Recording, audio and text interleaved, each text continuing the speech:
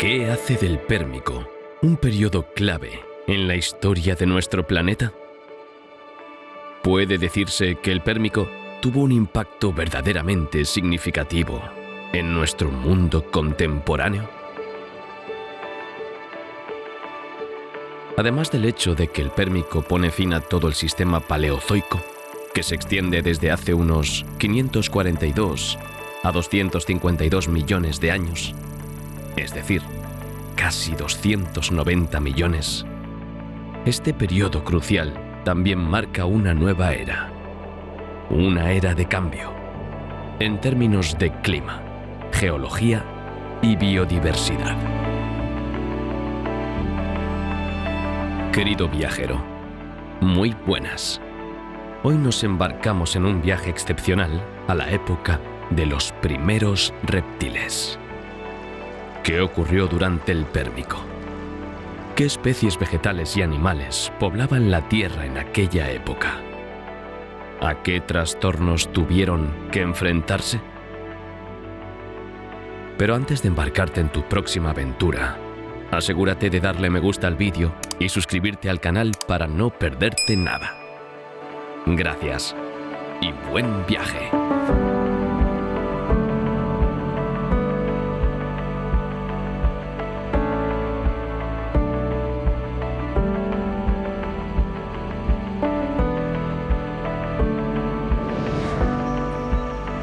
Cuando te embarcas en un viaje tan importante a través del tiempo, no basta con saber dónde estás, sino en qué periodo de tiempo te encuentras. Hay que situarse en el pasado para poder contextualizar los acontecimientos y comprenderlos mejor. El Pérmico es el último periodo del Paleozoico. Esta era se subdivide en 6 grandes sistemas. Comienza con el Cámbrico, continúa con el Ordovícico, el Silúrico, el Devónico y el Carbonífero, y termina con el Pérmico. Estamos, pues, en el apogeo de la era paleozoica, o en el momento de su caída, según se mire. El Pérmico comenzó hace unos 299 millones de años y duró hasta hace menos 252 millones de años. Un periodo total de casi 50 millones. Durante este periodo se produjeron muchos cambios que fueron lo suficientemente significativos como para permitir dividir la era pérmica en 3 periodos distintos. Se trata del Pérmico inferior, también conocido como Cisuraliense, el Pérmico medio, también conocido como Guadalupiense, y el Pérmico superior, también conocido como Lopingiense. El Pérmico debe su nombre a la región de Perm, provincia rusa donde se descubrió el primer yacimiento fósil de este periodo. El Paleozoico fue un periodo de muchos cambios. Tras una explosión de vida en el océano durante el Cámbrico, el planeta sufrió 2 extinciones masivas, a finales del Ordovícico y a finales del Devónico. En cada ocasión, la naturaleza reclamó sus derechos. La flora y la fauna pudieron adaptarse a las nuevas condiciones y evolucionaron gracias a la radiación y a otros cambios. Durante el Devónico, y más aún durante el Carbonífero, se produjo una nueva revolución. Las plantas pudieron colonizar el suelo del continente. Varias especies aprovecharon esta nueva cubierta vegetal para conquistar la Tierra y dejar atrás el mundo acuático.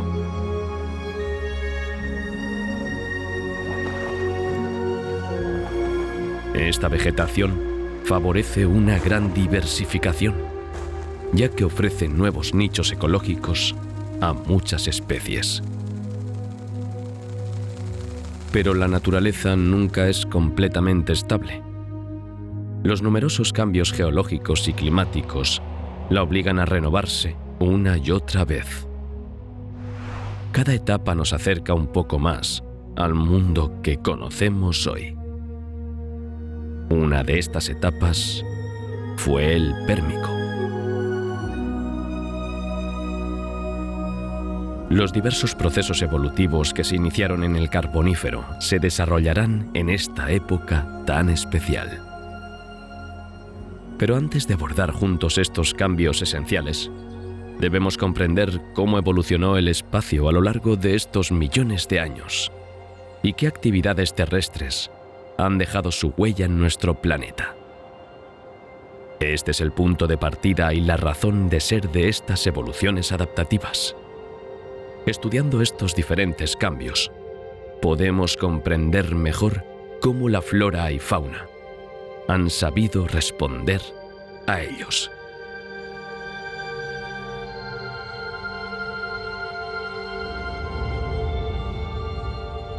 Durante nuestros viajes anteriores, hablamos de la formación de un continente único, una formación lenta que abarcó varios periodos del Paleozoico. El Pérmico fue, si podemos decirlo así, la edad de oro de este continente único, Pangea. Fue durante este periodo cuando su formación fue más completa. Se extiende casi de polo a polo, lo que parece bastante improbable si tenemos en cuenta la posición de los continentes actuales. Visto desde el cielo, este enorme continente parece un pequeño trozo de tierra perdido en medio de un vasto océano, el Pantalasa.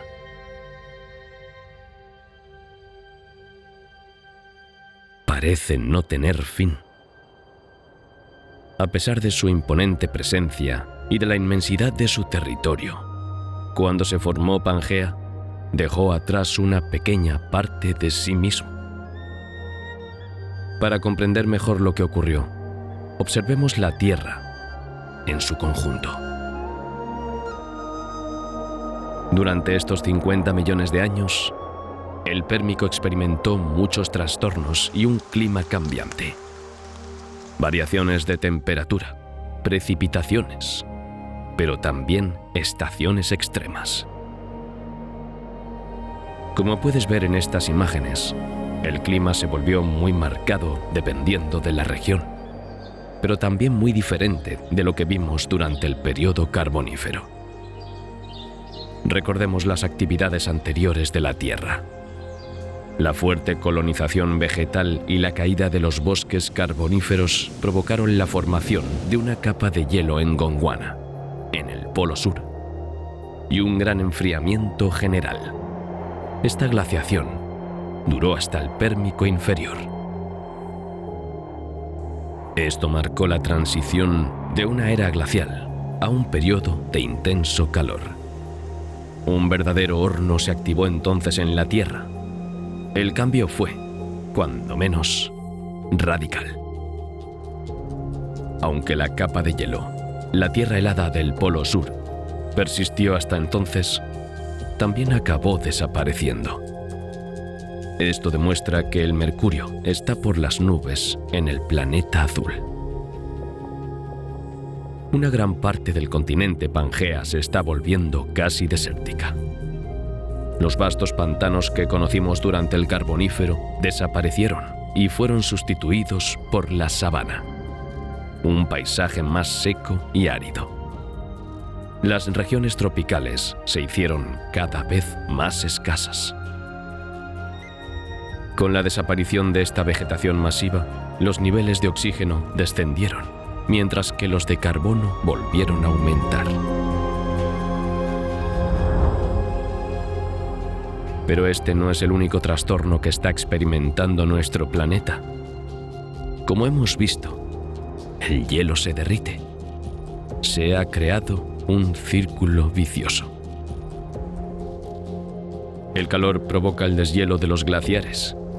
Ya no desempeñan su papel de escudo. Así es, el reflejo del sol, que solía ser una de sus funciones esenciales para mantener un clima estable. Cuanto menos hielo hay, menos la reverberación frena el sol. Y cuanto más se derrite el hielo, más se calienta la tierra. Es interminable. Como consecuencia de todos estos factores, estamos entrando poco a poco en una auténtica convulsión geológica y climática, a la que la flora y la fauna tendrán que adaptarse si quieren sobrevivir. No todas lo conseguirán, pero surgirán nuevas especies, mejor adaptadas a esta nueva era. Serán capaces de aprovechar estas nuevas condiciones de vida.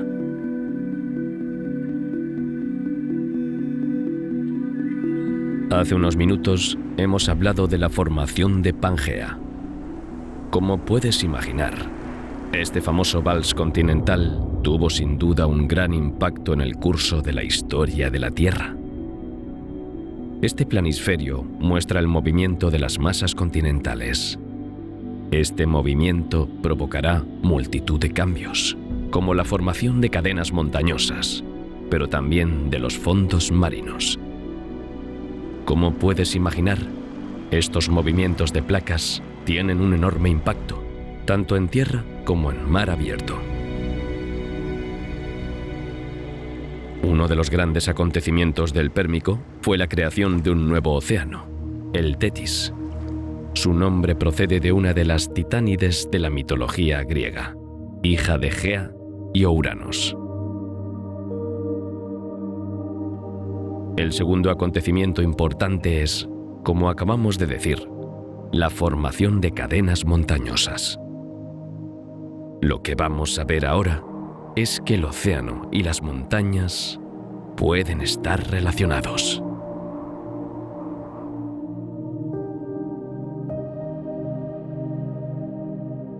El movimiento de las placas da lugar a lo que se conoce como proceso de subducción. Cuando dos placas tectónicas se encuentran, el proceso dura mucho tiempo. Esto significa que no se produce una colisión frontal repentina, sino un deslizamiento de las placas. Una placa, a menudo la marina por ser más delgada, pasa por debajo de la terrestre, que es más gruesa. La cadena hercínica tiene un tamaño considerable. Puede que incluso sea la mayor cadena terrestre conocida en la Tierra. Según las fuentes, mide entre 3.000 y 7.000 kilómetros de largo y casi 700 kilómetros de ancho. Sus vestigios se encuentran en Francia, sobre todo en las regiones de los Vosgos y el Macizo Central. Si las montañas de estas regiones ya no tienen el prestigio de antaño, es porque se han erosionado con el paso del tiempo. Esta cadena montañosa es importante no solo por su imponente tamaño, sino también por el importante papel que desempeñó durante el Pérmico.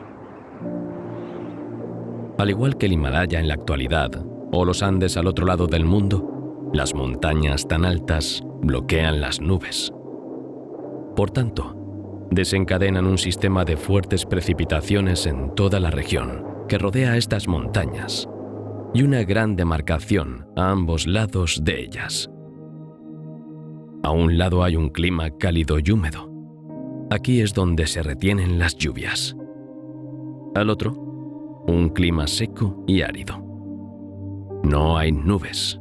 No llega la lluvia a ese lado de la montaña. Estos cambios harán que la flora y la fauna se adapten a un clima seco y árido. Así es como se establece gradualmente un paisaje de sabana, o cómo ciertas especies adoptan un nuevo modo de vida a través de diferentes episodios de radiación, por ejemplo. Ahora que ya hemos hablado de las montañas, es hora de hablar del mundo marino y, sobre todo, de entender el vínculo que existe entre ambos.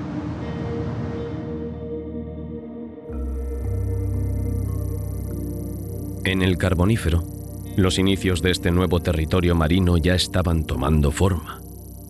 Al acercarse, al sucederse, las masas de tierra encerraron parte del Pantalasa en el hueco de sus brazos. Rodeaban este trocito del océano Pantalasa, que se convirtió entonces en Tetis. Con el paso de los milenios y los desplazamientos de los continentes, el lugar de Tetis en nuestro planeta ha cambiado considerablemente, pero aún hoy se pueden encontrar vestigios de su presencia. es el mar Mediterráneo, pero también montañas. Así es. Tetis estaba formada por bancos de arena. Estos bancos, por increíble que parezca, se han convertido hoy en los techos del mundo. Picos nevados desde el Himalaya en Asia hasta los Alpes en Europa. Vamos a desembarcar en las orillas de este océano y descubrir qué tiene de especial. Aparte de esta pequeña anécdota sobre los restos del pasado de Tetis, también conocido como Paleotis, este océano es realmente una masa de agua salada muy especial del período Pérmico. Por su posición y cerco, se convirtió en un auténtico caldo de cultivo marino. La vida estalló y se diversificó en su interior. Miles de especies eclosionan en este joyero azul. Pero, ¿por qué? ¿Por qué aquí más que en ningún otro lugar? El océano Tetis se considera un auténtico caldo de cultivo marino. En algunos aspectos, es como si estuviéramos en el Cámbrico, un periodo crucial durante el cual la vida se enriquecía, desarrollaba y diversificaba constantemente. Miles de especies encontraron aquí todas las condiciones que necesitaban. Ahora me gustaría hacerte una pregunta. ¿Por qué crees que los fondos marinos del Paleotis están mejor preparados para favorecer esta gran diversificación de las especies marinas que el resto de la vasta Pantalasa? ¿Qué cambia la situación? El cierre por tierra no es la única razón. La respuesta está en la cima de estas montañas. De hecho, es la erosión de estas grandes cordilleras la que arrastra gran cantidad de sedimentos hacia el océano. Este sedimento será la fuente preferida de nutrientes para las plantas acuáticas y los microorganismos marinos. La base de la cadena alimentaria se enriquece con una nueva fuente de nutrientes y toda la cadena se beneficia.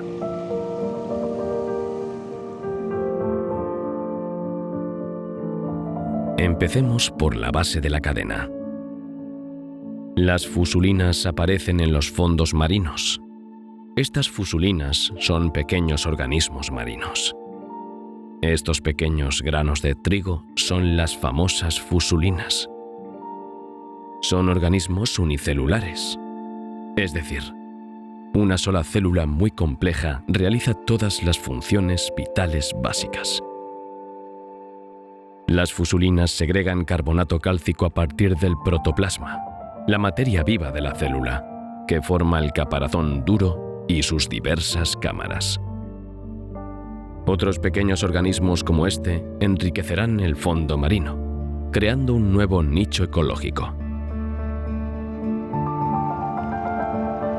Los corales también se extendieron ampliamente, enriqueciendo el ecosistema al dar cobijo a estas numerosas especies marinas. En el Pérmico había dos grupos principales: tabulata y rugosa. Su exoesqueleto de calcita favoreció la diversificación de otras especies marinas. Las esponjas, igualmente dotadas para la arquitectura, también forman numerosos arrecifes. A diferencia de los corales, que están formados por carbonato cálcico, las esponjas están hechas de sílice. Son coloniales y, sobre todo, filtradoras. Algunas especies son muy grandes, como la gigantospongia, que puede alcanzar los 2 metros. Girtiocoelia forma largas ramas como los corales, pero en realidad es una esponja.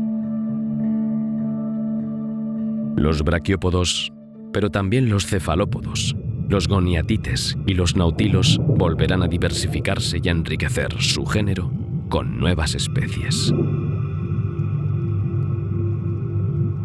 Aquí podemos ver a un nautiloide Coperoceras. Como en el Carbonífero, braquiópodos y equinodermos cubren los fondos marinos. Pero fíjate en lo numerosos que son. Los hay de todas las formas, tamaños y colores. Aquí hay braquiópodos Leptodus y junto a ellos Edriosteges. Más arriba en el arrecife,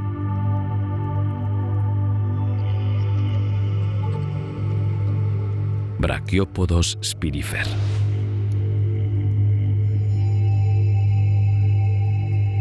Las diversas plantas marinas, los microorganismos y los famosos sedimentos de las montañas ayudan a todas estas especies a expandirse, con moluscos, braquiópodos, crustáceos e incluso esponjas y corales, que se benefician de estas nuevas condiciones de vida.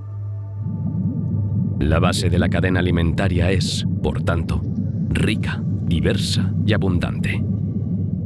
Con tanta disponibilidad, también proliferan las especies que se alimentan de ellos.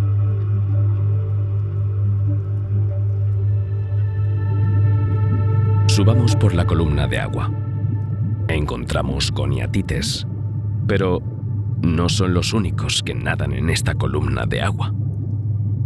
¿Habéis notado cuántos peces hay aquí?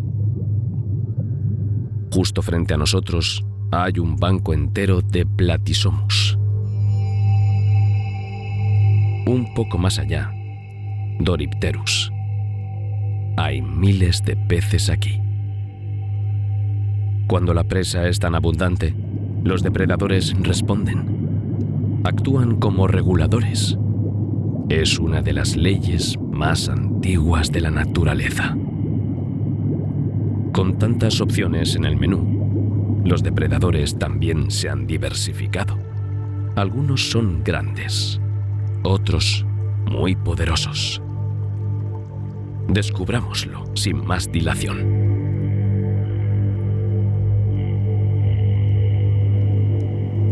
¿Recuerdas quién estaba en la cima de la cadena alimentaria marina en el período Carbonífero? Sí, los tiburones. O, para ser más precisos, los condrictios, primos de los tiburones actuales. Se convirtieron en los reyes del océano cuando desaparecieron los placodermos a finales del Devónico.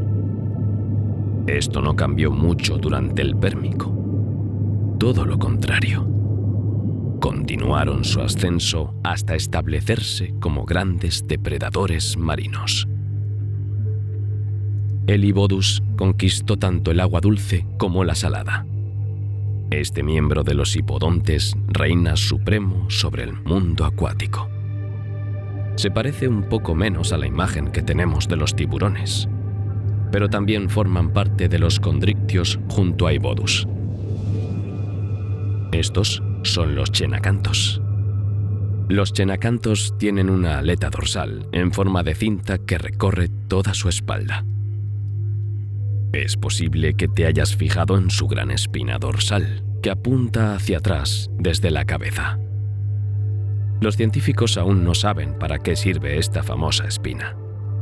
Algunos piensan que podría haber sido venenosa, para facilitar la caza de los crustáceos y peces de los que se alimenta. En una línea completamente diferente, me gustaría presentaros a Llanasa bituminosa. Este es un petalodonte. Tiene una forma muy distintiva. Se parece un poco a nuestras rayas modernas.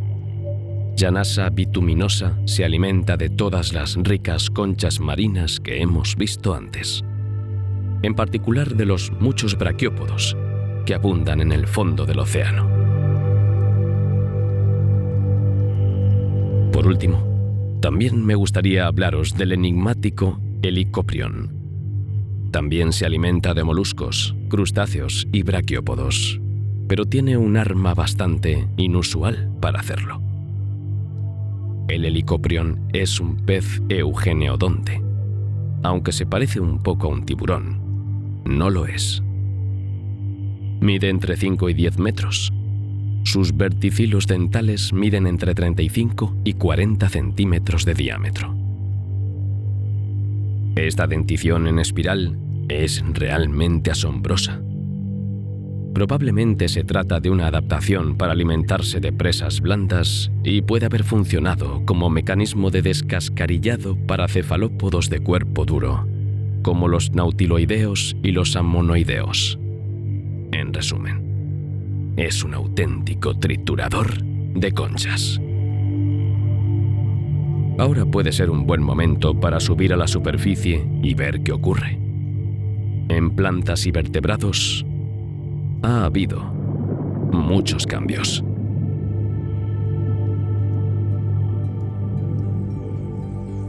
Las plantas del Carbonífero eran en gran parte plantas con esporas. Es decir, necesitaban agua para desarrollarse y maximizar sus posibilidades de reproducción. Han empezado a aparecer algunas plantas con semillas, pero su presencia en el continente es aún tímida. La mayoría se reproducen por esporangios. Es el caso de la sigillaria y el lepidodendrón, muy comunes durante el Carbonífero. Sin embargo, como hemos visto, las marismas se están secando en algunas regiones. La tierra se está convirtiendo poco a poco en un horno. Si el suelo se vuelve cada vez más seco, el agua ya no puede servir de canal para que las plantas formadoras de esporas se reproduzcan. Además, estas plantas, aclimatadas a un medio húmedo y más bien tropical, que a un suelo árido y a un aire seco, por no hablar de la reproducción, tienen cada vez más dificultades para encontrar la energía suficiente para crecer y desarrollarse. Como resultado, el bosque de plantas arbóreas está muriendo lentamente. Estas nuevas condiciones, extremadamente difíciles, han pasado factura. Están desapareciendo.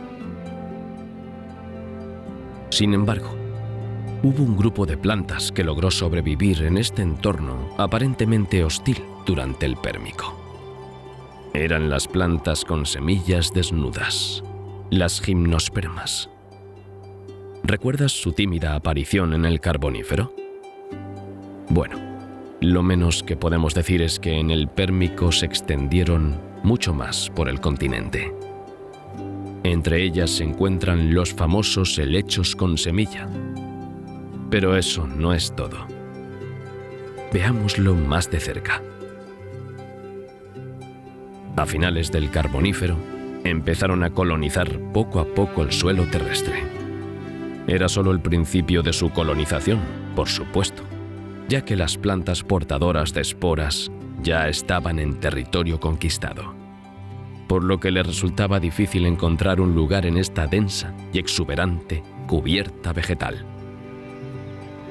Pero cuando la sequía llamó a la puerta de este bosque, que dependía totalmente del agua, las esporas se vieron obligadas a ceder. Las coníferas aprovechan entonces el espacio libre y se apoderan del terreno. Pero no en cualquier sitio. Como sabes, el clima ha sufrido grandes cambios como consecuencia de las diversas actividades de la Tierra. Dependiendo del lugar del globo en el que te encuentres, no encontrarás las mismas temperaturas. A ambos lados de las montañas puedes encontrar zonas bastante húmedas o tierras áridas. También hay zonas más templadas con estaciones claramente definidas.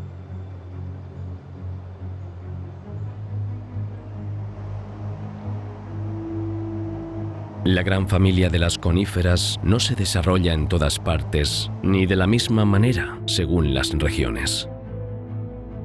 La conífera Walkia, por ejemplo, se establece en el norte.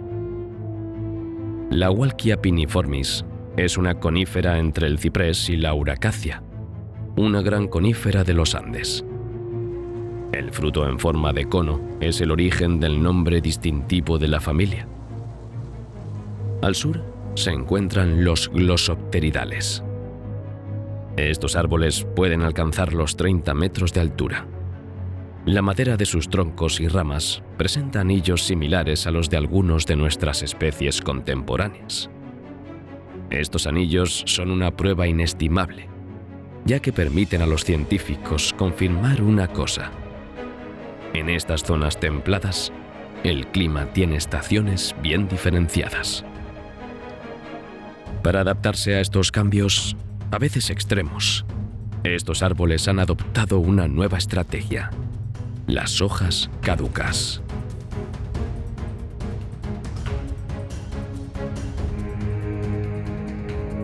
Al mismo tiempo, también aparecieron las cícadas. Se considera que están estrechamente emparentadas con las coníferas, a pesar de su apariencia engañosamente similar a la de los helechos y las palmeras.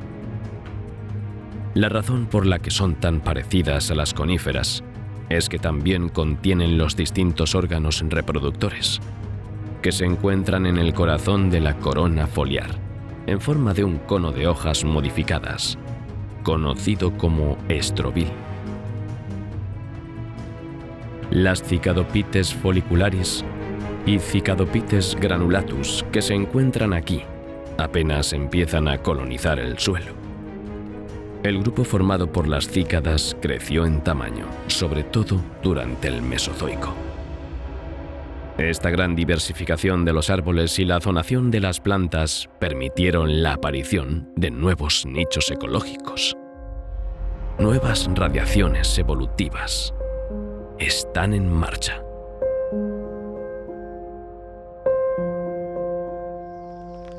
Como vimos a finales del Carbonífero, los anfibios dieron lugar a los amniotas, animales capaces de poner huevos con cáscara.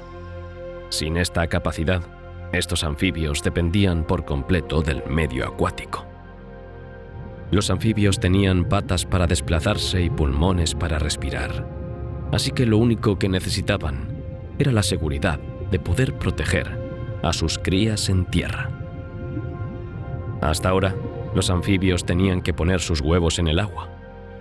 Para liberarse por completo de este elemento, tuvieron que actualizar su método de reproducción. La clase de los amniotas tiene la capacidad de poner huevos con una cáscara y un líquido amniótico en su interior. El huevo amniótico permite a los embriones desarrollarse serenamente en la superficie terrestre. Puede soportar la presión del aire y cualquier microchoque en la Tierra. Pero la evolución no se detuvo ahí. Estos amniotas iban a definir las grandes líneas evolutivas del Pérmico. Iban a dar forma a la nueva cara de la fauna de la era que cerraba el Paleozoico. Dieron lugar a nuevos clados, los saurópsidos y los sinápsidos. Volveremos sobre estos últimos dentro de un momento.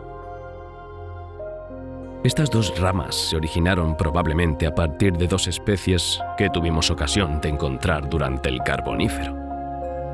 Más concretamente, al final del Carbonífero. La rama de los saurópsidos es Hylonomus lieli. Para la rama de los sinápsidos fue Archaeotires florensis. Entre ambas dieron origen a una gran parte de las especies terrestres que poblaron el continente en el Pérmico. Durante los millones de años del final del Carbonífero y los 3 periodos que definen el Pérmico, las especies evolucionaron y se diversificaron considerablemente. El camino de esta evolución y a lo que condujo es muy interesante de observar.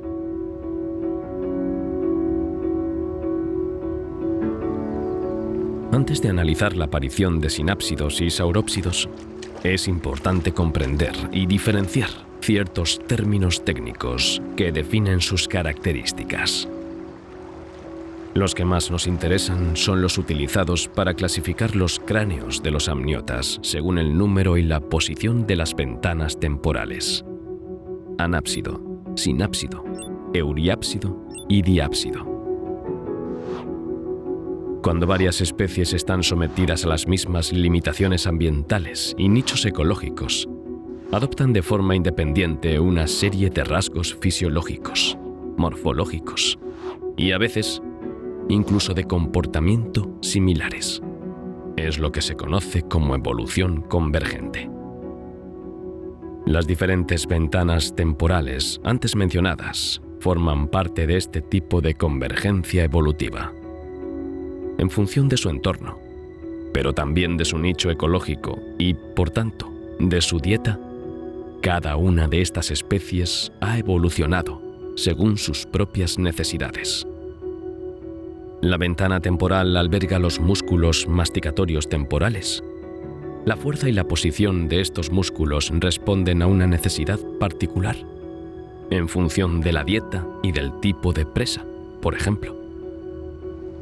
La contribución de los diferentes huesos a los bordes de estas ventanas temporales varía de un grupo a otro. Cuando hablamos de anápsidos o pararreptiles, ya que el término anápsido es controvertido entre algunos científicos, nos referimos a un grupo de amniotas que carecen de fosa temporal. Los sinápsidos son reptiles con una única ventana temporal inferior en el cráneo. Por último, los diápsidos tienen dos. El cráneo de los diápsidos se caracteriza por la presencia de fosas temporales superiores e inferiores.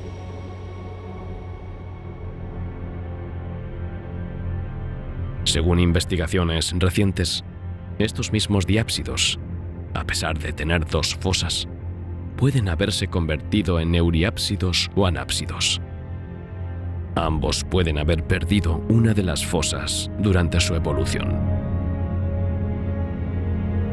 El término euriápsido también es controvertido, ya que su significado es ambiguo. Puede referirse a todos los amniotas con una ventana temporal superior o solo a los descendientes directos de los primeros diápsidos. La forma euriápsida corresponde únicamente a la presencia de fosas temporales superiores. Ahora que la forma de su cráneo ya no tiene secretos para ti, veamos más de cerca su morfología, su nicho ecológico y sus diversas características.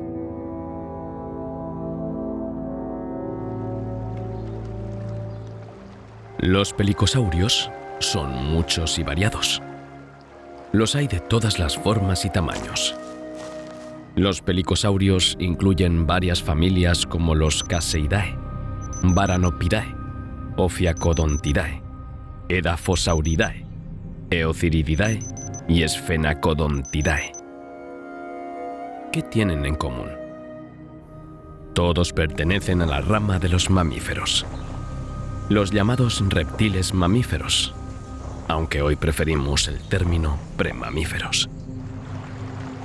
Entre ellos se encuentra el famoso Dimetrodon Sphenacodontidae. Así que aquí tenemos nuestro primer sinápsido. Esto sí que es algo. Quizás, dada su morfología y aspecto, estés pensando que nos hemos olvidado de especificar una cosa: la aparición de los primeros dinosaurios. Pero no hemos olvidado nada. El Dimetrodon no es un dinosaurio, es un reptil. La gran diferencia entre ambos es que todos los dinosaurios, como los saurópsidos, tienen dos pares de fosas temporales, mientras que el Dimetrodon solo tiene una. Los dinosaurios aparecieron 40 millones de años más tarde. Así que tendremos que ser pacientes. El Dimetrodon es, por tanto, un miembro de los sinápsidos y no de los saurópsidos. También es un cuadrúpedo con una característica muy especial: su vela dorsal.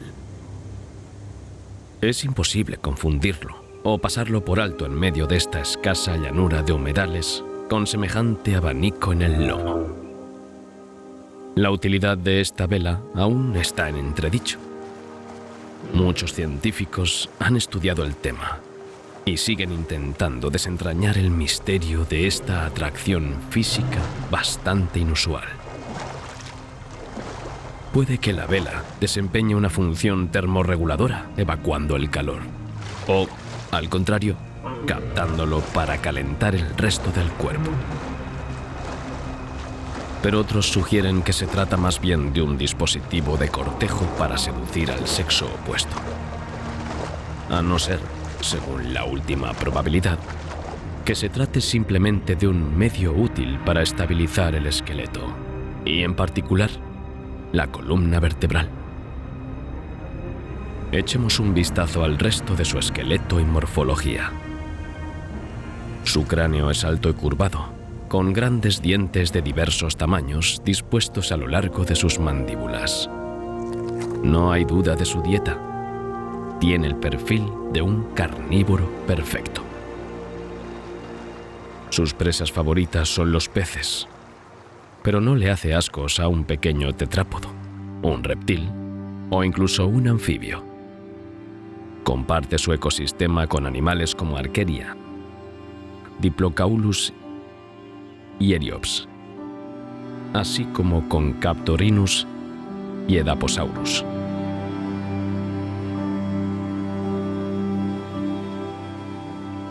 Dimetrodon es un sinápsido perteneciente al clado de los esfenacodontes.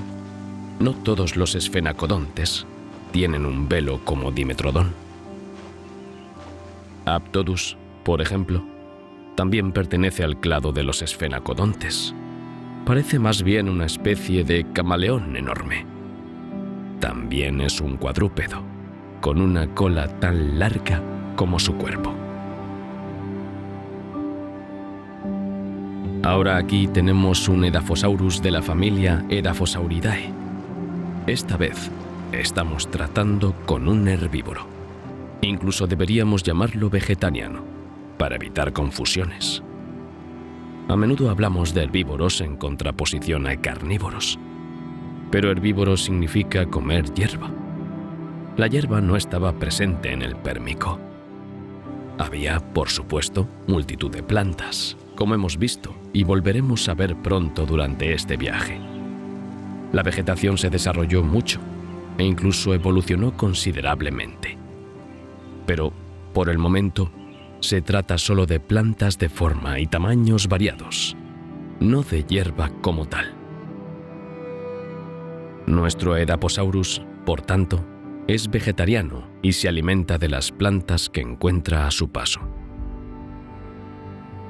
Es uno de los tetrápodos herbívoros más antiguos que se conocen.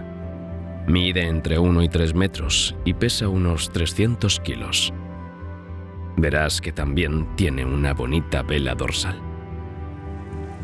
Podríamos continuar nuestras investigaciones sobre los sinápsidos y describir algunas otras especies. Pero lo que debes recordar de este grupo es su evolución. Los sinápsidos darán lugar a la rama de los terápsidos. En unos minutos comprenderás la importancia de este grupo.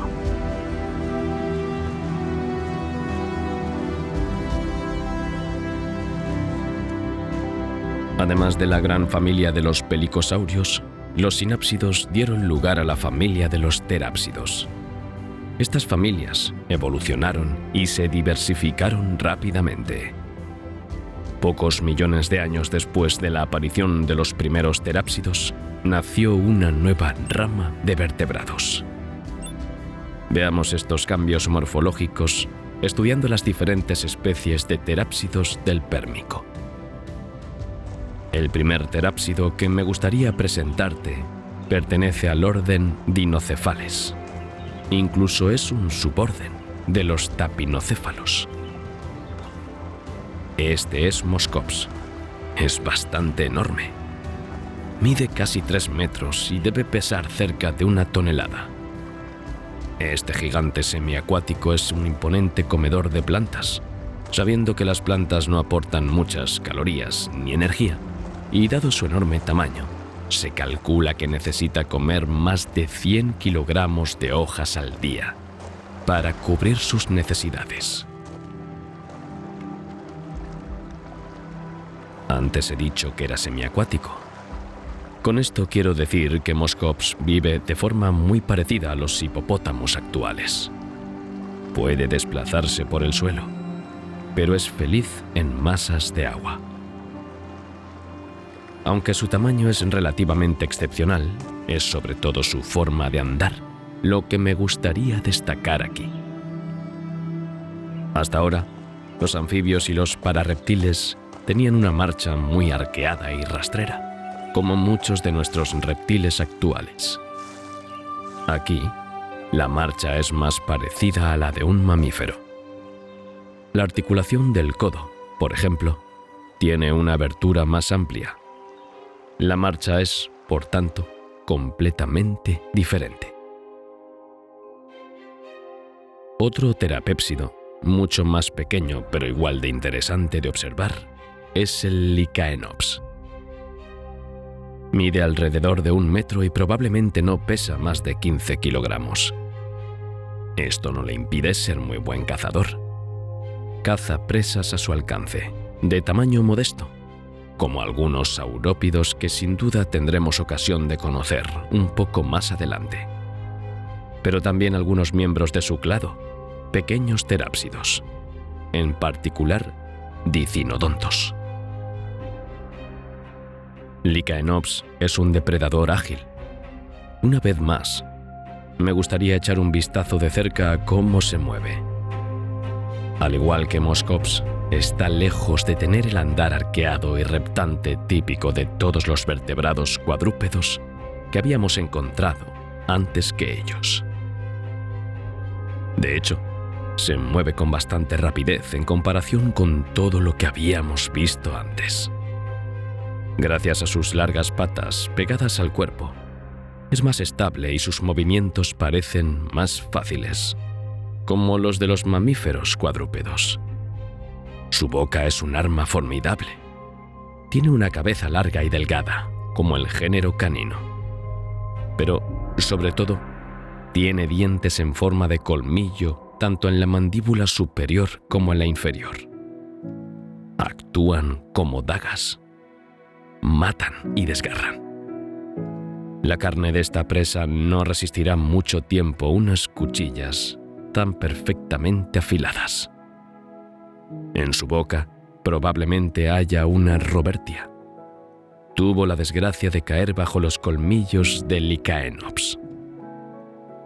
Sin embargo, nos da la oportunidad de hablar de una nueva familia de terápsidos.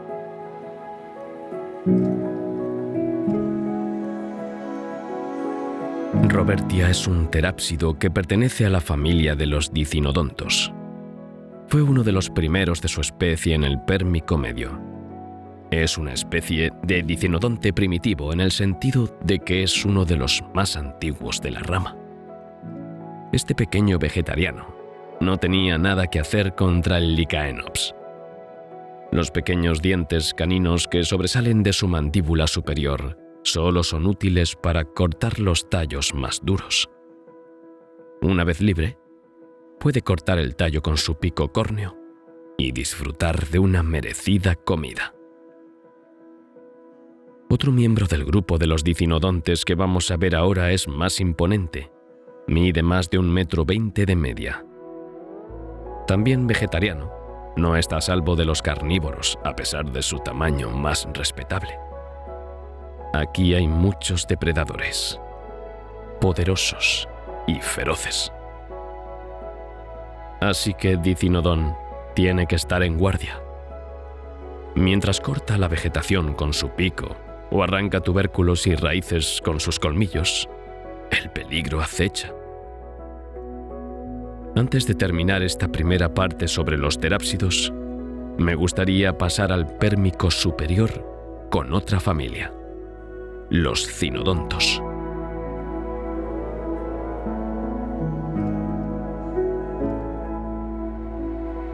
Procinosuchus era un cinodonte semiacuático, al igual que Moscops. Medía unos 60 centímetros de largo y parecía tener cuerpo de cocodrilo y cabeza de perro. Tiene una cola larga, patas planas y una cabeza larga y redondeada. En el agua se desenvuelve perfectamente. como una anguila se retuerce para nadar. Su cola actúa como una hélice en el agua y es una gran ventaja para ganar velocidad. Pero no todo es cola para ganar velocidad. Pero no todo es cola. Sus patas también son muy eficaces a su manera. Sus patas planas se convierten en remos. Y, gracias a unos músculos flexores que se identifican por las crestas del fémur, puede doblar y desplegar las patas para aumentar el empuje en el agua. Esto es lo que podemos decir de los terápsidos. A estas alturas te estarás preguntando por qué los terápsidos son tan importantes. Bueno, cuando presentamos este grupo, mencioné que este linaje era muy importante para la evolución posterior de los organismos vivos. No llegamos al fondo del asunto, pero dejé caer algunas pistas para que empezaras, sobre todo cuando nos fijamos en el modo de andar de ciertos animales. Por ejemplo, ¿recuerdas la marcha del Lycaenops? Su andar ya no era de un reptil, sino el de un mamífero. ¿Adivinaste la etapa clave de la evolución que llevó al desarrollo de los terápsidos? Los terápsidos dieron lugar a una nueva rama, los mamíferos. Un grupo que hoy ocupa un lugar importante en nuestro planeta. Pero todo comenzó aquí, en el Pérmico, con los terápsidos.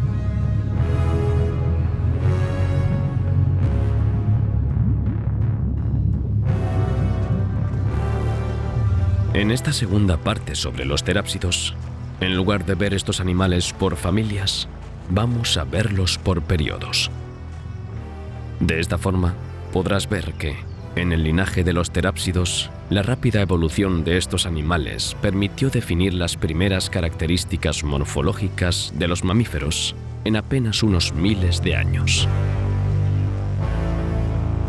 Como su nombre indica, Sphenacodon es el miembro de la familia Sphenacontidae, al igual que Dimetrodon y Aptodus, que introdujeron nuestro grupo de sinápsidos. Nos encontramos en el Pérmico inferior. Estamos muy lejos de las características que podríamos esperar de un mamífero. Adopta una morfología mucho más reptiliana. Se parece a un lagarto, o más ampliamente, a un reptil. Apareció en el Carbonífero superior y seguía presente en el Pérmico inferior. Con 3 metros de longitud, tenía dientes muy afilados y era, por tanto, carnívoro.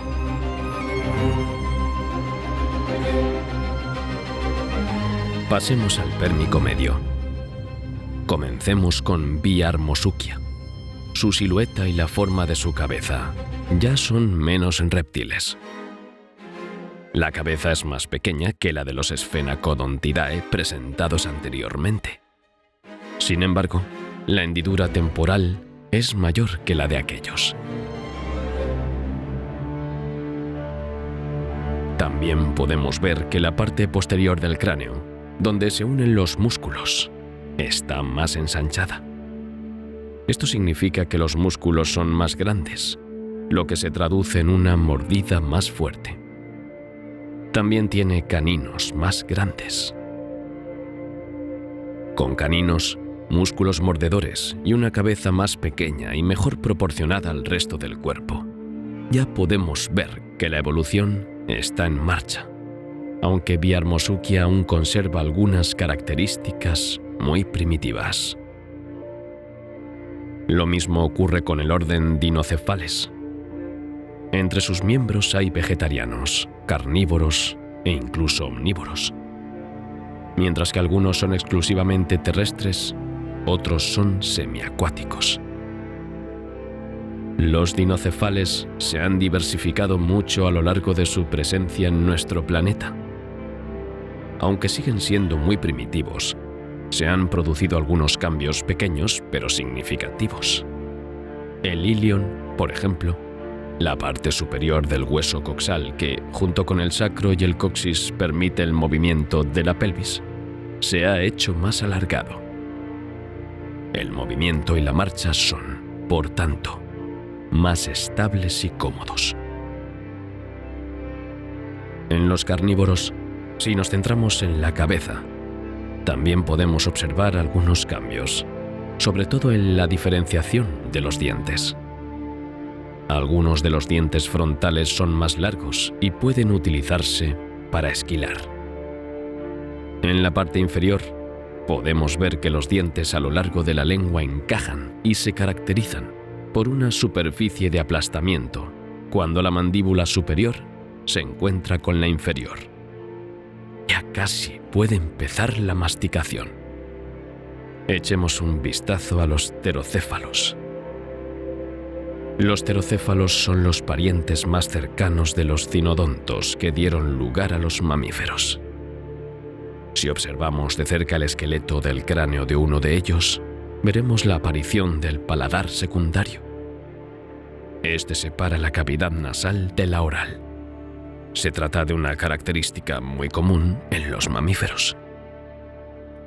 Gorinicus es un pterocepales, como Gorinicus masiutinae y Gorinicus sundirensis. Dependiendo de la especie, la dentición superior constaba de 4 a 5 incisivos, un gran canino con dientes de sable y de 3 a 4 poscaninos. Las vértebras cervicales articuladas, la postura de las patas bajo el vientre y la pelvis favorecen una marcha más estable y erguida. En otras palabras, la marcha es más mamífera que reptiliforme. Ya es hora de continuar nuestro viaje evolutivo, descubriendo las especies del pérmico superior.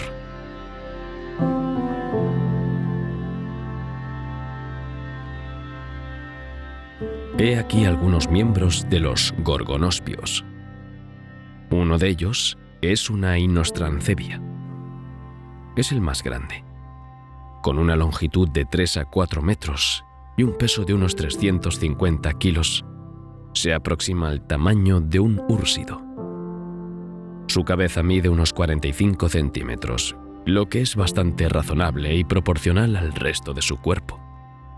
Sus dientes, en cambio, son muy largos, alrededor de 12 centímetros. Sin embargo, esta admirable longitud no está igual de desarrollada en todos los dientes. Solo los caninos lo están. Los demás están especializados, como los nuestros, cada uno con una forma particular según corten, cizallen o aplasten. Son gigantescos y aterradores.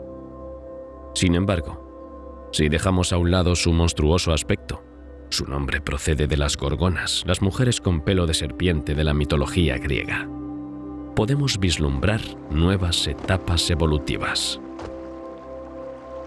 Este reptil mamífero vivió en el desierto de Siberia durante el Pérmico, uno de los periodos más secos de la era paleozoica. Se adaptó a estas nuevas condiciones. Sus patas, pies y huesos del oído están más cerca de los mamíferos que de los reptiles, aunque sin duda pertenece a este grupo. Terminemos con el orden que dio origen a los mamaliformes y pronto a los mamíferos, el orden de los cinodontos.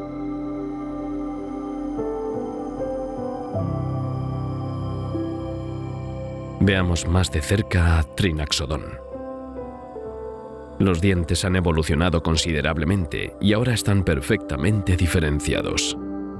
El cráneo también está hinchado en la parte posterior de la cabeza. El arco cigomático del cráneo también se ha ensanchado, haciéndolo más similar al de los mamíferos y permitiendo una musculatura mandibular más robusta. Pero hay otro punto importante que descubrir sobre el Trinaxodon: el pelaje. Al menos, eso es lo que piensan algunos científicos. Trinaxodon era sin duda una especie endotérmica. Antes de pasar al segundo grupo, los saurópsidos, también muy importantes en la actualidad, veamos las dos características de los cinodontos y dicinodontos que los científicos han descubierto recientemente: la dentición y la termorregulación.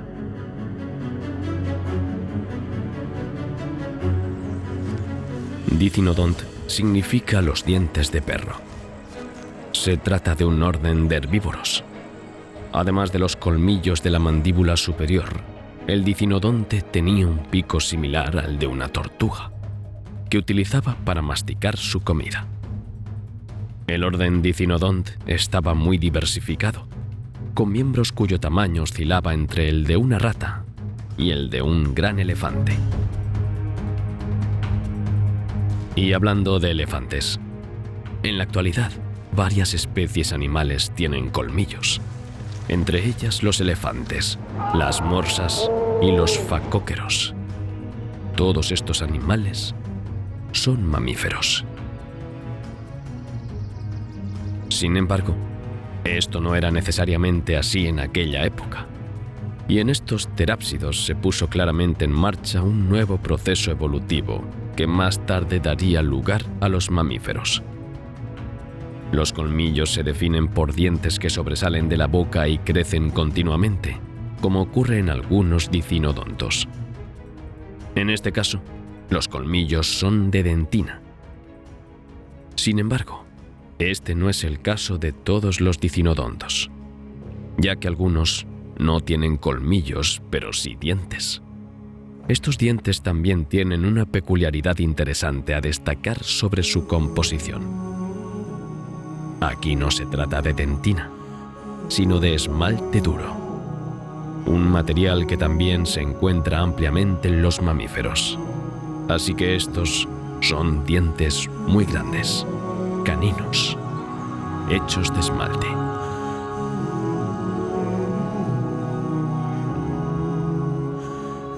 Se han realizado análisis de datación en 90 fósiles como parte de una colaboración internacional. Estos análisis han sacado a la luz un hecho muy importante sobre dos grupos de terápsidos: los dicinodontos y los cinodontos. Sin duda eran de sangre caliente. En la actualidad, las aves y los mamíferos son los únicos animales capaces no solo de producir su propio calor corporal, lo que se conoce como endotermia, sino también de mantenerlo a una temperatura elevada y constante, lo que se conoce como homeotermia. La combinación de estas dos características en mamíferos y aves se conoce como endohomeotermia. Se cree que esta valiosa característica, presente en los mamíferos actuales, apareció en los terápsidos ya en el Pérmico superior, hace entre 259 y 252 millones de años. Según el estudio, 63 de los 90 fósiles estudiados eran terápsidos de 22 especies diferentes, incluyendo dicinodontos y cinodontos. Los investigadores analizaron lo que se conoce como composición isotópica del oxígeno. Un elemento químico puede adoptar diferentes formas, conocidas como isótopos, con un núcleo de diferente masa en función de los distintos isótopos. En otras palabras, un isótopo es una especie de huella dactilar de un elemento químico en unas condiciones determinadas, en este caso en relación con el oxígeno. Los isótopos estables del oxígeno se incorporan de forma diferente a los huesos y dientes en función del metabolismo del animal. Analizando estos datos, se puede determinar si son de sangre fría o caliente.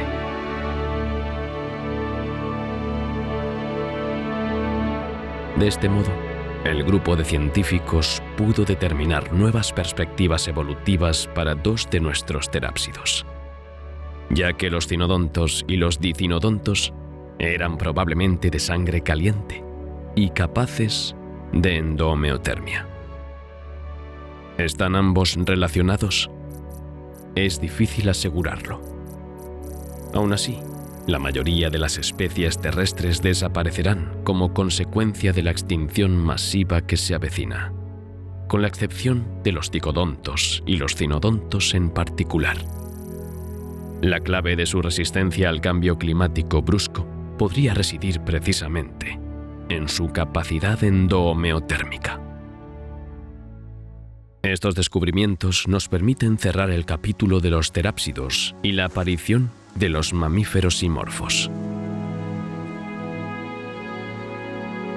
A lo largo de la evolución, estas especies de cinodontos dieron lugar a los mammaliformes y a su vez a los primeros mamíferos.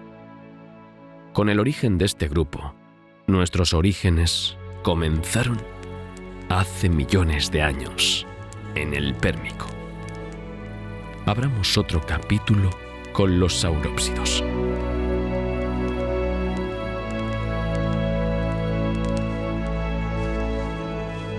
Los saurópsidos son un clado de tetrápodos y un grupo hermano de los sinápsidos que acabamos de ver. Juntos forman el taxón Amniotas. Los saurópsidos se dividen en varias ramas: los anápsidos, que no tienen fosas temporales, y los diápsidos, que tienen dos. Empecemos nuestra aproximación a los saurópsidos por los pararreptiles. Estos diápsidos sin duda habrían perdido sus fosas temporales. Nuestro primer reptil no es terrestre, sino acuático. Para conocerlo, tendremos que dejar la apariencia de paz y tranquilidad en el borde del bosque para llegar al gran lago a nuestros pies. Aquí hay un verdadero estanque de peces. Innumerables especies de peces y otros animales de agua dulce comparten el territorio. A pesar de la aparente calma y del rico fondo cubierto de algas y otra vegetación marina, el peligro está siempre presente. Al descender un poco más en el agua, deberíamos cruzarnos con nuestro famoso Mesosaurus. Y aquí está, con su metro de largo, su forma larguirucha y su larga cola. Es imposible confundirlo con otro. Pertenece al género de los reptiles anápsidos. Fue uno de los primeros reptiles en volver al agua después de que los anfibios la abandonaran para asentarse y evolucionar en tierra firme. Sus fosas nasales están situadas en la parte superior del cráneo, lo que le permitía respirar con solo la parte superior de la cabeza saliente, de forma parecida a nuestros cocodrilos actuales. Su morfología sugiere que se desplazaba ondulando el cuerpo, pero también era capaz de bucear hasta las profundidades. Su jaula torácica es lo suficientemente fuerte como para permitírselo. Sus costillas son muy gruesas y tienen forma de plátano. Por tanto, pueden soportar la presión del agua. Esta capacidad es muy útil para alimentarse en el fondo marino. Cazaba pequeños crustáceos y otras presas de pequeño tamaño, que capturaba con sus mandíbulas dotadas de numerosos dientes alargados, finos y puntiagudos. A pesar de su gran adaptación al medio acuático, es posible que Mesosaurus tuviera que pisar tierra firme durante su vida, pero solo para una ocasión muy especial: poner sus huevos. Esto le acercaría a un modo de vida que aún hoy vemos en las tortugas marinas. Al igual que estas tortugas, la forma de sus patas le dificulta mucho desplazarse por tierra, encontrándose más a gusto en el mundo acuático. Al igual que Pareiasaurus, Mesosaurus pertenece al clado de los anápsidos. Aunque ambos pertenecen a la misma clase, no comparten el mismo nicho ecológico. Este es un cuadrúpedo terrestre. Así que salgamos de estas aguas turbias y pisemos tierra firme.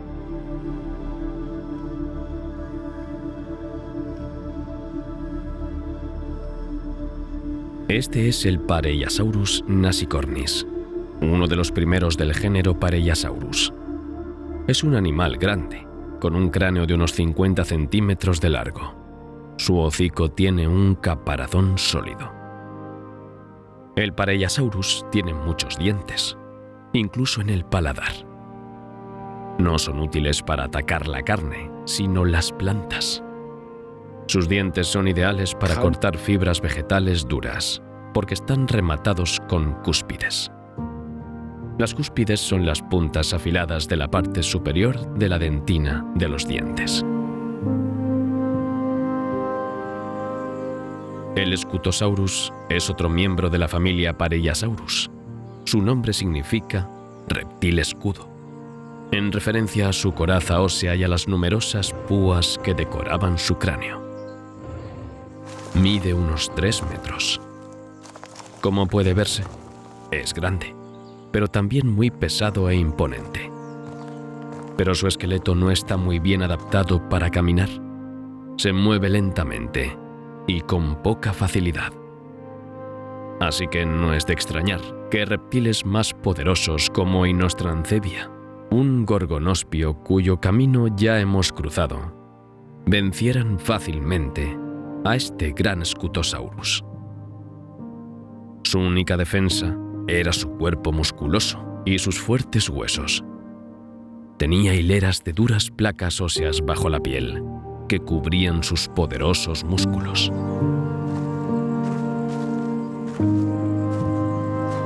Pero esto no hacía nada para frenar el ardor del más temerario o del más hambriento, como es claramente el caso de este Inostrancevia. Sin duda, el Scutosaurus debía conocer el hambre en su vientre porque, en la región semidesértica en la que se encontraba, había muy poca vegetación. Así que tiene que recorrer muchos kilómetros, a menudo a campo abierto y, por tanto, a merced de los depredadores. Cuando el preciado tesoro vegetal está por fin al alcance de su boca, utiliza sus dientes aplanados para aplastar las hojas y comerse las ramas jóvenes. Para digerir, es uno de los llamados animales litófagos. Para digerir las plantas, ingieren gastrolitos, es decir, piedras estomacales. Almacenadas en la molleja o en el estómago, facilitan la digestión del animal. No todos los saurópsidos del Pérmico eran animales grandes. Fíjate en este. Podríamos haber pasado de largo sin darnos cuenta de su presencia porque se integra muy bien en el fondo. Este procolofón es un pequeño pararreptil de unos 30 centímetros y apenas 2 kilogramos de peso. Es bastante fornido, como puede verse, y los científicos creen que sus cortas y poderosas patas le ayudaban a excavar madrigueras. Para alimentarse o protegerse de los depredadores, nada es menos cierto. Tiene varias características que tienden a situarlo en todas las categorías posibles: vegetariano, insectívoro y quizás simplemente omnívoro. Mientras éste disfruta tranquilamente de su comida, echaremos un vistazo a otro grupo de saurópsidos. Los cráneos de estos amniotas tienen 2 fosas temporales, por lo que estamos hablando de tipos diápsidos.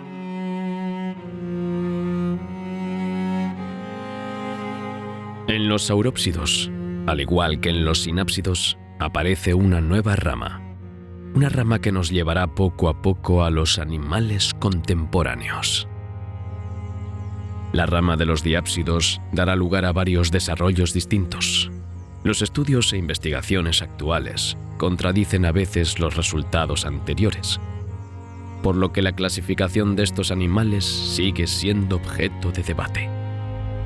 La diversificación y el proceso evolutivo son tan amplios que no siempre es fácil darles sentido.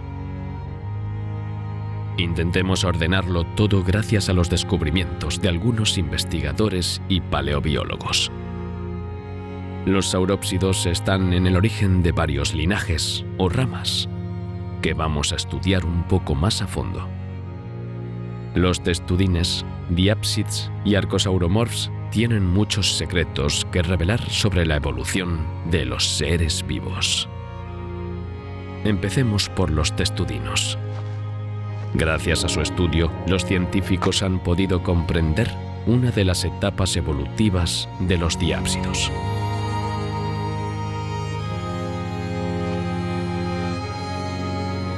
Para entender el linaje de las tortugas y, por tanto, de los testudines, tenemos que remontarnos a los probables orígenes de este grupo, y eso nos lleva al Eunotosaurus. El Eunotosaurus africanus es una especie de prototortuga. Su clasificación sigue siendo objeto de debate, ya que algunos científicos piensan que también podría formar parte de la gran familia de pareiasaurios que vimos hace unos minutos. Sin embargo, investigaciones recientes tienden a refutar esta hipótesis, y volveremos sobre ello tras una breve presentación del Eunotosaurus.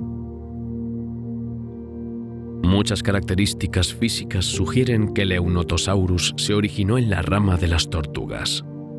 Su silueta y morfología así lo sugieren, pero es su esqueleto el que apoyará esta hipótesis.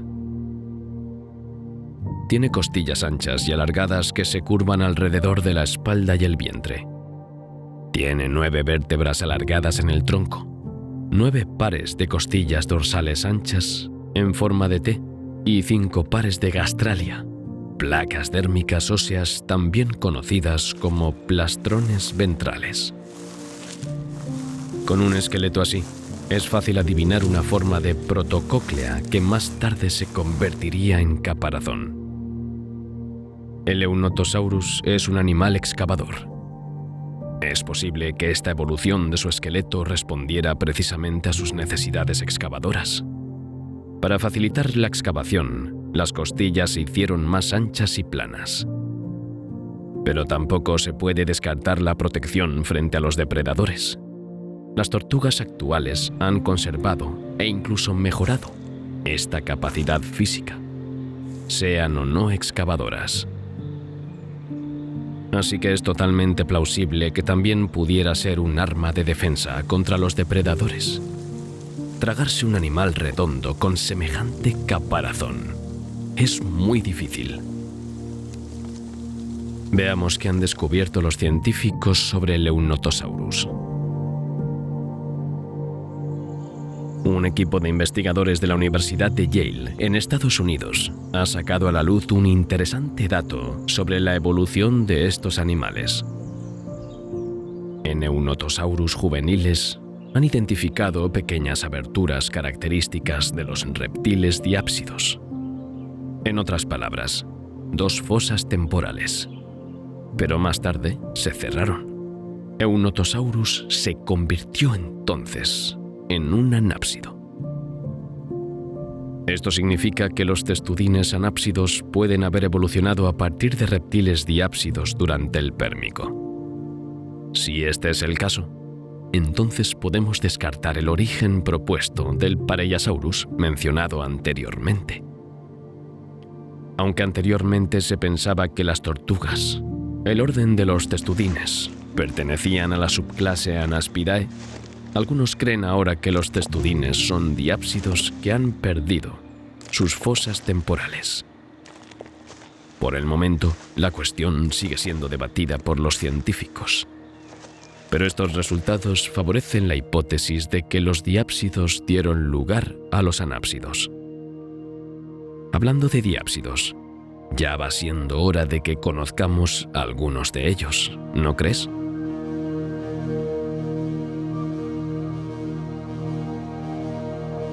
Los diápsidos son una subrama de los saurópsidos. Mientras que los anápsidos no tienen fosa temporal, los diápsidos tienen 2. Los diápsidos tienen muchos entornos y nichos diferentes. Mientras que muchos de los saurópsidos anteriores viven en tierra, el siguiente prefiere las grandes extensiones de agua dulce. El Lobasaurus es mucho más pequeño que nuestro anterior Mesosaurus, pero tiene mucho que enseñarnos. Solo mide 50 centímetros de largo. Solo su cola representa la mitad de su longitud total. Su cola está aplanada a ambos lados, lo que probablemente le permitía nadar ondulando su cuerpo. De hecho, las ondulaciones laterales de la cola podrían proporcionarle el empuje propulsor suficiente para mover todo el cuerpo. En cierto modo, se parece a una iguana marina larguirucha. Sorprendentemente, los paleontólogos también han encontrado piedras en su estómago. Esto es bastante común en los vegetarianos para ayudar a la digestión. Pero el Obasaurus no era herbívoro. Es un animal piscívoro, lo que significa que caza peces. Así que piedras como estas plantean más preguntas. Puede ser que, a pesar de esta dieta, el Obasaurus utilizara gastrolitos para facilitar la digestión. Pero para algunos científicos, otra respuesta es posible. Eran útiles para bucear. ¿Se tragaba estas piedras para bucear más rápido cuando cazaba? Los gastrolitos se encuentran cerca de la cavidad abdominal, una membrana de tejido blando especialmente diseñada para contenerlos. Dada la ubicación de estas piedras, esto significa que el centro de gravedad del Obasaurus estaba en la parte trasera. En estas circunstancias, con su centro de gravedad situado en la parte trasera, sin duda había sido posible aumentar el empuje hacia adelante mediante el movimiento sinuoso de la cola y así bucear con mayor facilidad. Por tanto, el Obasaurus era un animal que podía alcanzar cierta profundidad. La forma en que nadaba y su dieta son algunas de las pistas que permiten a los investigadores plantear esta hipótesis. Pero no son las únicas. Otro hecho también apoya esta hipótesis. Esta vez se trata de su esqueleto. Un estudio de registro fósil revela paquitosis en este animal.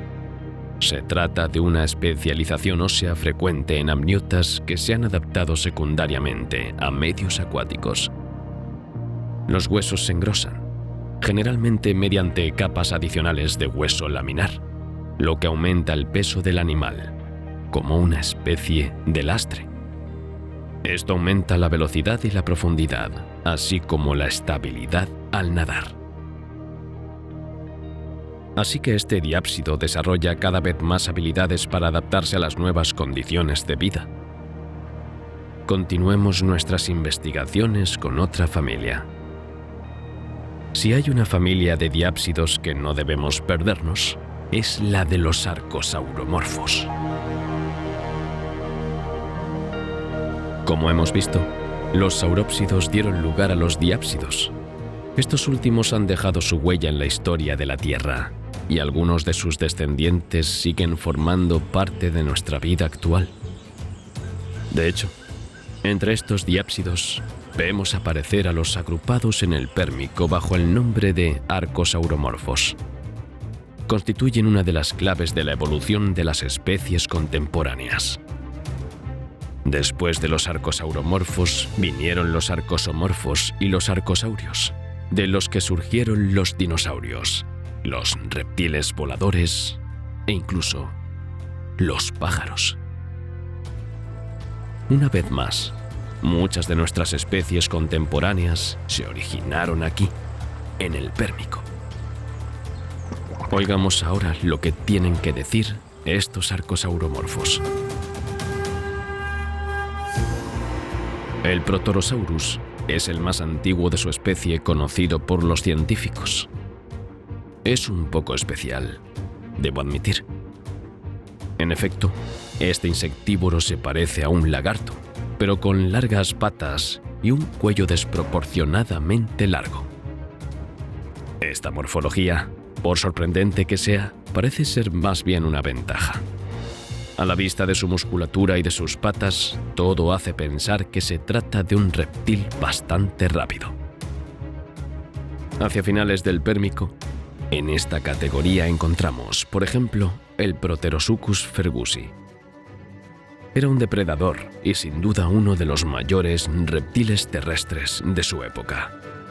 Medía casi 3 metros. Sus largas patas están perfectamente diseñadas para correr. Cuando está cazando a su presa, parece aún más formidable. Esta manada del Lystrosaurus, que cruza suavemente el arroyo, debería estar alerta. Este pequeño herbívoro es un animal excavador del orden Synapsidae. Es un dicinodonte. Su cuerpo fornido con extremidades robustas y su famoso par de colmillos en la mandíbula superior estarán lejos de ser suficientes para hacer frente al poderoso Proterosuchus al acecho. Se alimenta de peces, reptiles y otros animales de tamaño variable que acuden a beber a la charca. Ocupa este abrevadero pacientemente, esperando a que se le presente una oportunidad. Al igual que el cocodrilo, la emboscada define su estrategia de caza. Comparte otras similitudes con el cocodrilo, aunque también hay muchas diferencias. Como los cocodrilos, el Proterosuchus tiene poderosas mandíbulas con dientes cónicos.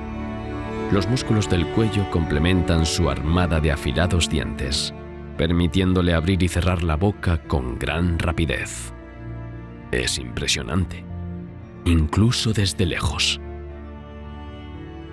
También tiene patas cortas y musculosas, pero a diferencia de los cocodrilos, se sienten más cómodos en el suelo.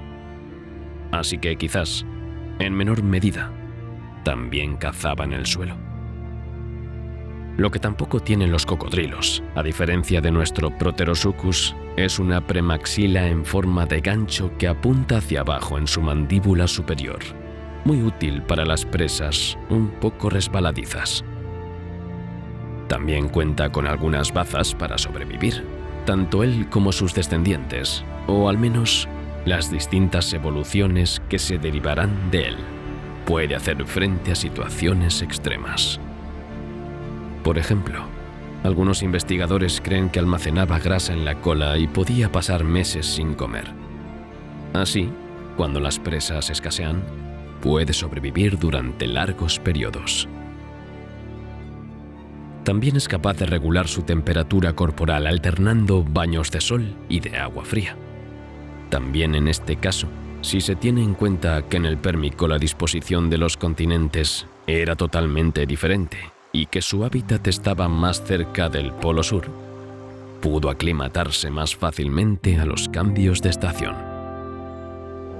Nuestra Arcosauroforma abrió así la puerta de par en par a futuros arcosaurios y más tarde a dinosaurios, cocodrilos y aves. Mientras los futuros arcosaurios se preparan para hacer su gran entrada en escena, otros reptiles también han adoptado nuevas e interesantes habilidades.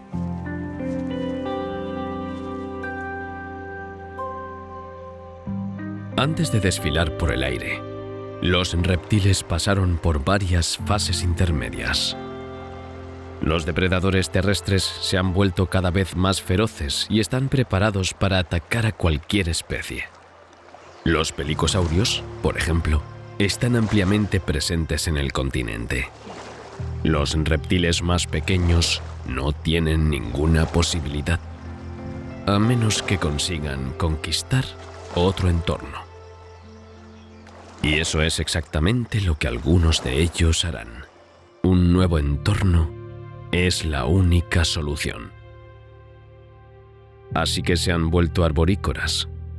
Viven en los árboles, particularmente en el dosel. Esta zona es más rica en luz, pero también en insectos de todo tipo. En otras palabras, hay mucha comida y más que suficiente para mantener a estos recién llegados. Este es el Coelurosaurus. Tiene un cuerpo alargado y aplanado. Mide en torno a 40 centímetros y se mezcla fácilmente en este paisaje en el corazón del dosel. Lo que hace que el Coelurosaurus sea tan especial es la membrana de sus lados que le permite planear. Estas membranas no son propiamente alas. están sostenidas por rayos óseos de origen dérmico y no implican las costillas ni las extremidades. Cuando extiende y estira sus extremidades superiores, esta acción estira las membranas que le permiten planear. Según los paleobiólogos, su antepasado debió de saltar de rama en rama para ir de un árbol a otro.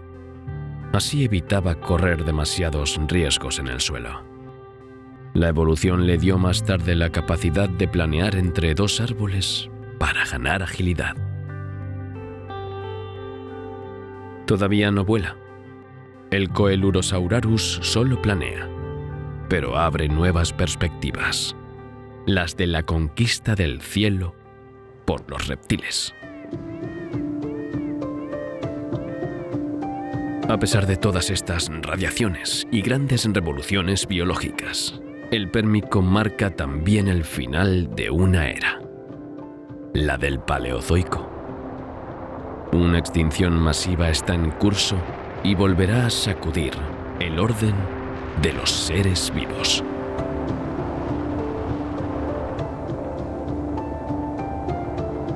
Muchos animales del Pérmico no llegarán a la siguiente era, el Triásico. Comienza un nuevo sistema, el Mesozoico.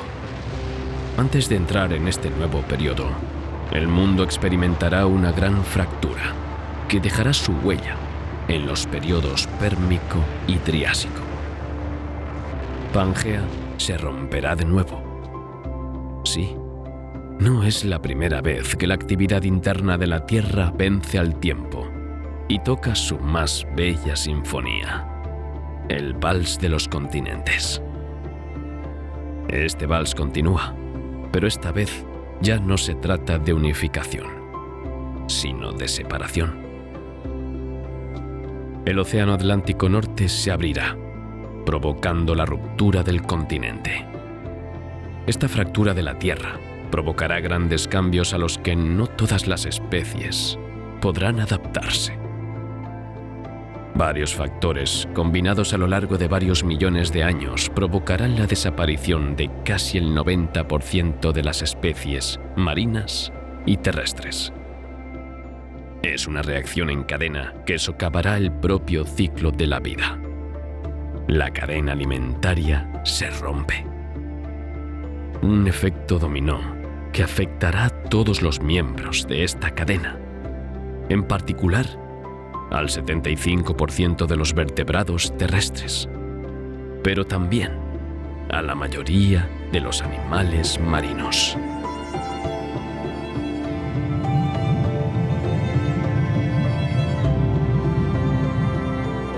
El agua contiene hidrato de metano, también conocido como clatrato. Hasta ahora se encontraba en forma sólida. La presión y las bajas temperaturas ha permitido al hidrato de metano mantener este estado. Al aumentar la temperatura, se vuelve gaseoso, liberando el metano. Aunque el dióxido de carbono es un potente gas de efecto invernadero, el metano es aún más peligroso, porque es aún más potente que el CO2. Calienta el agua. El océano está 10 grados más caliente. Es enorme. El estanque marino se está transformando en un verdadero infierno acuático, porque el calor también tiene un efecto sobre el oxígeno presente en el agua. Si unos pocos animales hubieran conseguido hacer frente a las nuevas temperaturas, la falta de oxígeno, la anoxia, habría acabado con ellos, dejándoles sin posibilidad de sobrevivir. El 96% de las especies marinas desaparecen.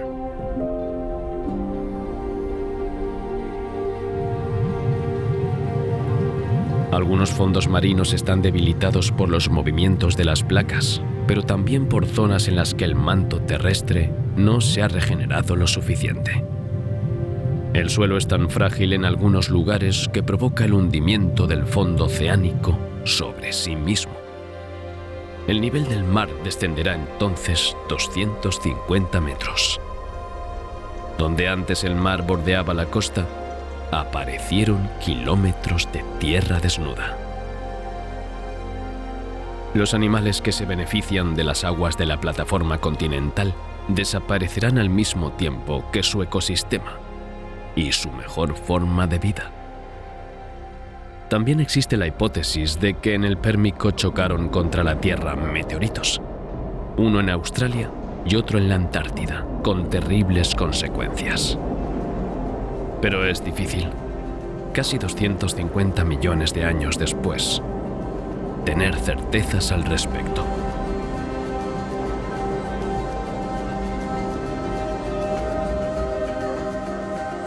En Siberia, enormes cantidades de magma suben a la superficie. El suelo se abre, incluso se desgarra, a lo largo de decenas y decenas de kilómetros. Cuando un flujo de lava alcanza tales proporciones, se denomina trap, flujo basáltico o flujo basáltico masivo. Este flujo durará casi 1 millón de años. 1 millón de años en los que la roca fundida se extenderá sobre una superficie de 2 millones de kilómetros cuadrados, según algunas hipótesis, y kilómetros de espesor. El polvo se esparce por el suelo, pero también invade el cielo, al igual que el gas que se libera tras las erupciones. El gas y el polvo se acumulan en el cielo y la atmósfera se vuelve asfixiante. El efecto invernadero y el calentamiento global son cada vez más graves.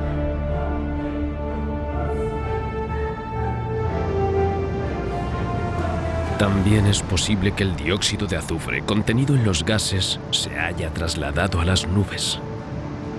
Si es así, la lluvia que cae ya no es agua bendecida por el cielo, sino lluvia ácida. De ser así, esa lluvia habría arrasado la vegetación de todo el continente, contaminado el agua, privado de alimento a las criaturas que se alimentan de plantas y, tras ellas, a los carnívoros. Es un infierno gigante que arrastra todo a su paso, pero cuyas consecuencias se extienden mucho más allá de la propia región volcánica, por miles de kilómetros. La vida tardaría varias decenas de millones de años en vengarse y reinvertir por completo tanto el océano como el continente.